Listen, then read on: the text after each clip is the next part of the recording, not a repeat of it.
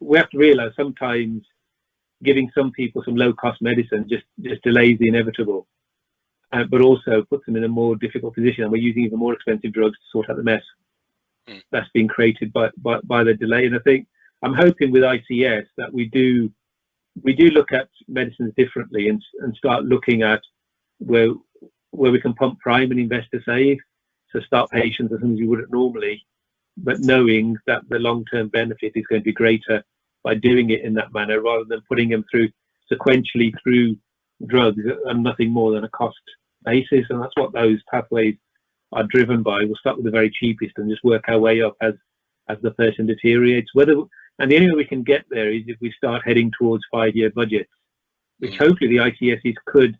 You may recall NHS tried a 2-year budget.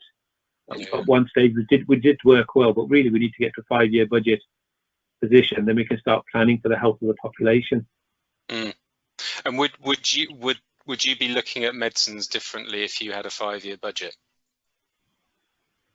I think for pharmacy we already do, but it's then getting that and clinicians do as well. But getting the argument back to the payers is always the argument, because of course what we always find challenging, we say to a payer, well, if you spend 2 million now, in 3 years' time you're going to save 6 million.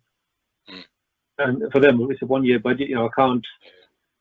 I can't use all that money now in the hope it's going to appear in a different budgetary cycle.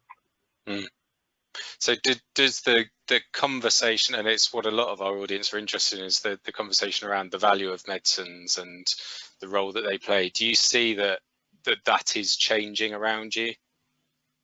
People are recognising the value rather than the cost? I think we're on a journey to get there, but it is a journey. And we have been getting there slowly but surely. And the Hep C was a very good example, whereby different Hep C products were for different people, and we did it. It wasn't, and it should be, but an element of genomics with the Hep C product. With HIV, we've done that now as well, where rather than saying all patients go a set pathway, there are different pathways for different patients, and they can have access to different drugs. So I do see that expanding wider with other drugs as well. But it comes back to how do we do that on a national scale to prevent postcode prescribing and ensure equality across England.